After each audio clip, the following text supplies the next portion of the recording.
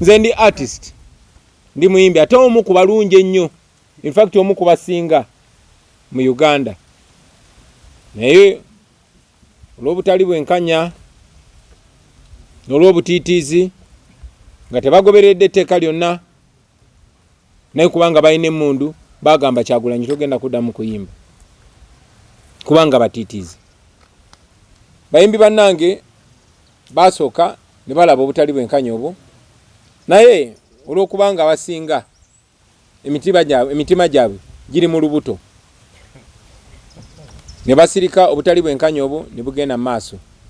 Ndi artist naye sobola kweyagalira mu mulimu gwange, ate bayimbi bannange abalala bo ekyo tebakiraba, tebagala kyogera nako, tebagala kwogera ku butali bwenkanya obwo. Newankubadde basoma eddiini, newankubadde ku Sande bagenda ne basaba mu Lwokutaano ne bagenda mizikiti, tebagala kwogera ku obwo obutali bwenkanya.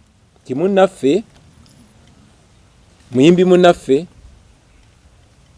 atulugunyizibwa, anyigirizibwa, yalemesebwa okola omulimu gwe. Naye abo bennyini abanyigiriza muyimbi munnaabwe babayita ne babawayo akasente ne babakyusa obwongo ne babagamba ffe tuli wano kutumbula kisaawe kya kuyimba. Abantu be bamu nga baali baleseeko amateeka ne bagateekawo ne bagamba omuyimbi yonna okuyimba oluyimba ayina kusooka kuleeta script ye, oba okufulumya oluyimba minisita ayina kulusiima n'agamba luno luyite luno teruyita. Ekyobumenyi bw'amateeka ne kubanga babagula ne basirika. Mwalabako gye buvuddeko di gavumenti ya Uganda ng'amalwaliro gali bubi, ng'amasomero gali bubi, ng'enguudo ziri bubi, bakwata biliyoni 3 ne bagamba tuziwadde bayimbi nga tebalina programu yonna, ne kubanga baagala criminalizinga, baagala bazikozese bubi, buli omu bamufuneko akakwate. Nga bwe bakikola nti bayinza n'okuttisa omuntu noto omuntu ne bakufunako akakwate, buli wogezaako okwogera amazima nga bagamba olina wano fayiro ng'osirika. So bwe batyo bwe babakola, era bonna ne basirika. Abaali boogera amazima tebakyayogera mazima, abayimba ennyimba nga bakyatunuulira amazima nga bwe gali, nga bakyalumirwa abantu ba bulijjo abaabawagira, tebakyabyogerako. Ne kigenda bwe kityo ne baba reducing. Nagamba abayimbi nti muli b'amaanyi nnyo, muli bagezi nnyo, naye omuntu yenna bw'akugula n'akusasula obeere musiru, amagezi go gaba tegakyakugasa.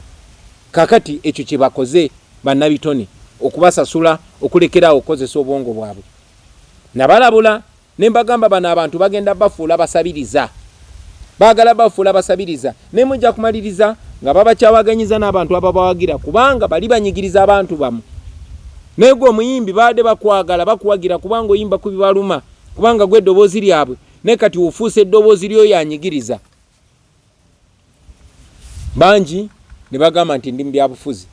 Abala ne mbayo ne mbagamba kye mwetaaga ly'etteeka eriba protectinga copyright law. Era ne nsindika Dr. Hilderman ne mugamba genda mu parliament opresentinge etteeka erya copyright. Nali presentinga. Naye abayimbi nga babagambe ko etteeka lya copyright nti affe tetwagala byabufuzi. Ate bwe babayita nti mujje tubawe sente z'omusolo nga banabe yafuzi bwe babayise nga bagamba kati muteeke mu budget. Ne weebuuza nti kati ani abuzaabuzaani?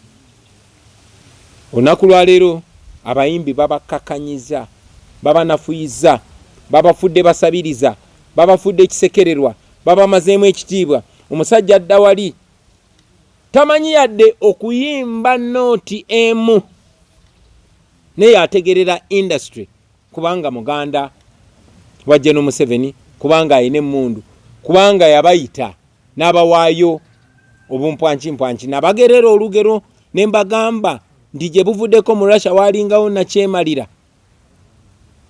eyali ayogera ne basajja be n'akwata enkoko n'agikongola nga namu. Omanyi obulumi obwo bwe yamala ogikongola ng'enkoko ekaaba yonna ejjudde omusaayi bagikongodde, n'amaana agisuulaawo n'akwatayo obuweke bw'akasooli n'atandika ogisuuliraawo enkoko kubanga terina kyakola, n'etandika omugoberera kuba erondalonda bukasooli. Kakati ne bano bwe batyo babakola tibabanyigiriza nnyo babajjeko obugagga bwammwe, babajjeko eddembe lyammwe, babajjeko amaanyi gammwe, kati ate babasuulira obumpwankimpwanki, nammwe mubagoberera mulinga enkoko enkongole. Ekyo kikyamu nnyo. Kyanumye nnyo nga ndaba bavvoola omusajja gwe twakula tuwa ekitiibwa Ragadi, naye nga yenna ayenjebuse takyalina kitiibwa kubanga bwe yasalawo bw'atyo.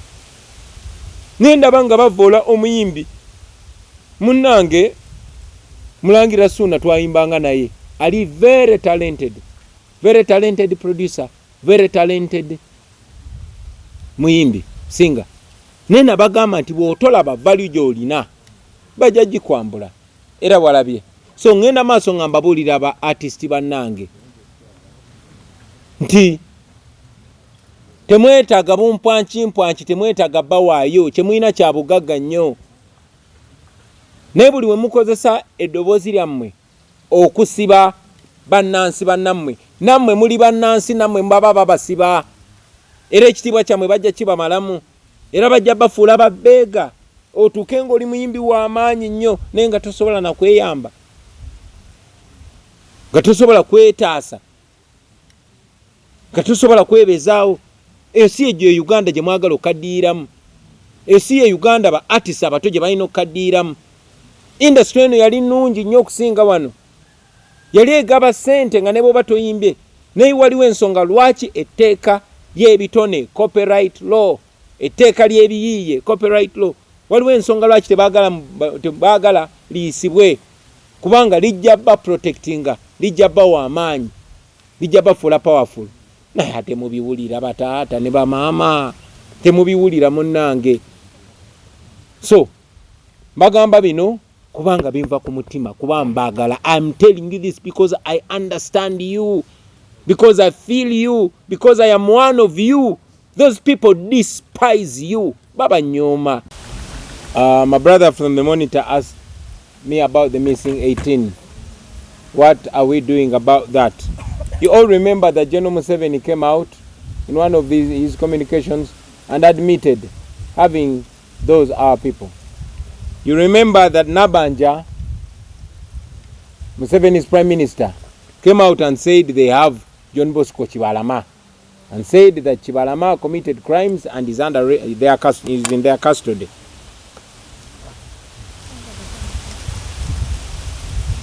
You remember that in a contradicting statement, the so-called human rights chief, Maria Mwangadia, came out to claim that these people are non-existent, even when their families brought their passports and their national IDs. She still claimed that they're non-existent. It's clear that these people are there. They are verified. They were owned up. Nabanja owned up Chibalama and all those. We continue to demand for the return of our people. Nchidamu Luganda, ku bantu baffe 18 abamisinga Kanata Muhammad Chibalama, John Bosco n'abalala, Bambabazi, Kawenja n'abalala. Mujjukira nti Museveni mukumu kwogera kwe yavaayo n'agamba bano abantu yabayina. Nabanja yavaayo Prime Minister Museveni n'akkiriza nti be balina Chibalama, bamukwata ene emisango gy'obuyekera n'ebirala bifaanana bwe bityo, era bamuyina mu kkomera lyabwe. So ffe tugenda mu maaso nga tubanja abantu baffe, tumanyi mubayina, tubaagala, era tukunga bannayuganda mugende mu maaso nga mumanja abantu bammwe abaawambibwa, tubaagala oba bafu oba balamu. You ask me about the divisions in parties, especially as we get to 2021. It's not new that every time we are nearing an election, General Museveni invests in his usual divide and rule technique. Unfortunately, we are very many steps ahead of him. So he used taxpayers' money to divide. It is evil money, it is dirty money that divided UPC, dirty money that was used to buy off Mao, the president of UDP, and others. It was that same dirty money that was brought to FDC. It is that same dirty money that was brought to NUP. And also other masqueraders that claim to be former members of NUP. However, we are not called the National Unity Platform for nothing. Our middle name is Unity. Unity of purpose, unity of morality. So much as there is an effort to divide us, they will only divide the unwanted from us. It will only be good riddance. They will only be relieving us of some characters that are a baggage. But as NUP, forward we are moved. Is reconciliation possible? Reconciliation with who? With Museveni? No, with the members who have since moved out. Oh, with members who have since moved out of NUP. First, in the National Unity Platform, we stick together on principle and we part ways on principle. No emotions involved, just principle. We have values, and those values we hold so dear, we exalt, and we don't allow anybody, not even myself, to go around those values. We have a firm anti-corruption principle, and we strictly adhere to it. So those that left the National Unity Platform, and in particular our former Deputy President, we don't have any anger or hatred or enmity, but it's on principle. And we put conditions. And yes, reconciliation is possible.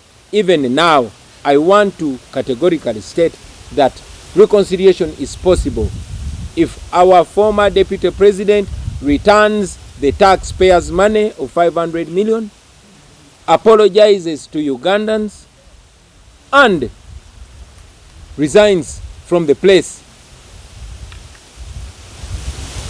that he used to award himself taxpayers' money, then we shall reconcile.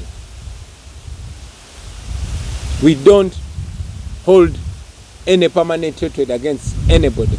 As a matter of fact, even Museveni himself, if he stopped killing Ugandans, if he stopped that impunity, we have no problem shaking hands with him. But if he's still doing all those evil things, then we cannot be friends. I hope I'm very clear. How about a coalition? Kino sikyogere mu Luganda, nja byogera byonna mu Luganda. How about a coalition in 2026? We shall have a coalition of the willing. We are willing to work with everybody that pushes for change, that pushes for the end of the Museveni dictatorship.